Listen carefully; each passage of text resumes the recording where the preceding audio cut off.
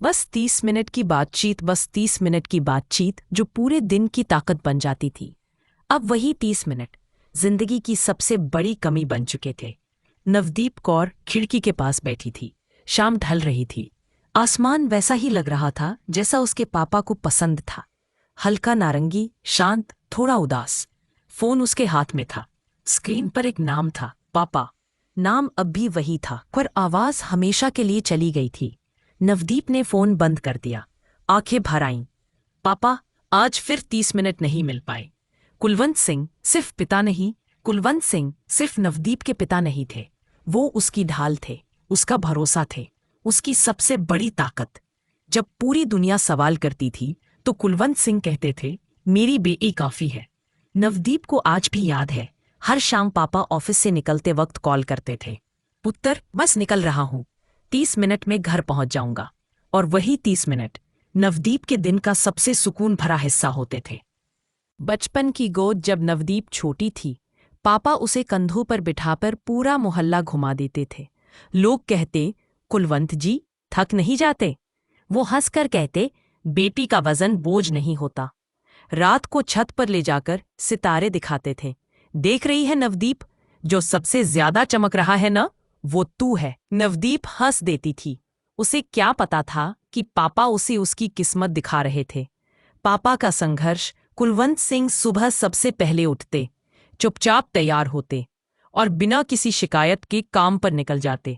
उनकी जिंदगी आसान नहीं थी, पर उन्होंने कभी नवदीप को उसकी कमी महसूस नहीं होने दी। नए जूते हों या किताबें, स्कूल की फीस हो या कॉलेज का सपना, पापा हमेशा आगे खड़े रहे। मेरी बेटी को कोई कमी नहीं होनी चाहिए। बड़े होने की जल्दी वक्त तेज भागता है और बच्चे बड़े होने की जल्दी में कई रिश्ते पीछे छोड़ देते हैं। नवदीप भी बदलने लगी। मोबाइल, दोस्त, पढ़ाई, करियर सब जरूरी हो गया।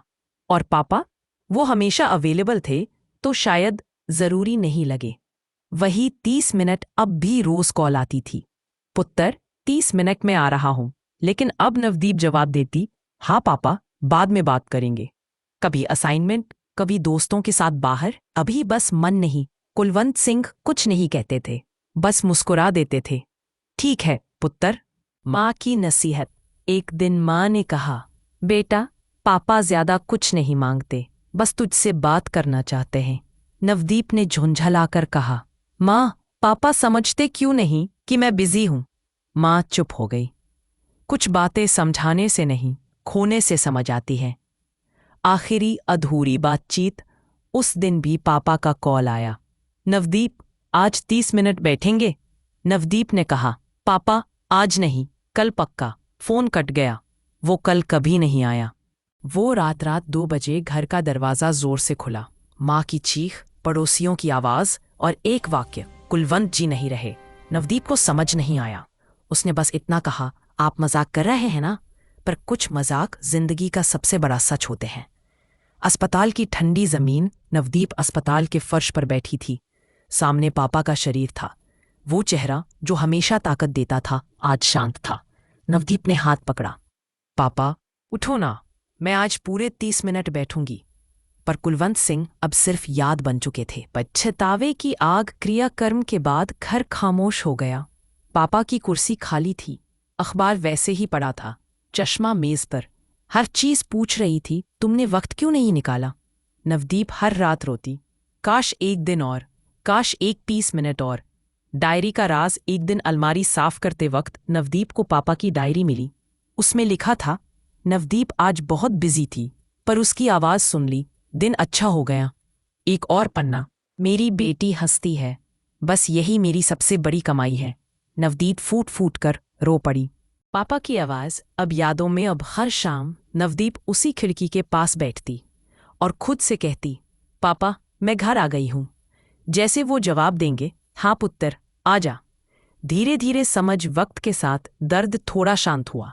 नवदीप समझ गई, पापा चले नहीं गए, वो उसकी रगों में बह रहे हैं, उसकी हिम्मत में, उसकी सच्चाई में, उसके फैसलों में। अब नवदीप क्या करती है?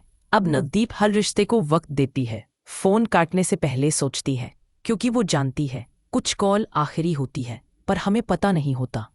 1 साल बाद पापा की बरसी। नवदीप ने आसमान की तरफ देखा।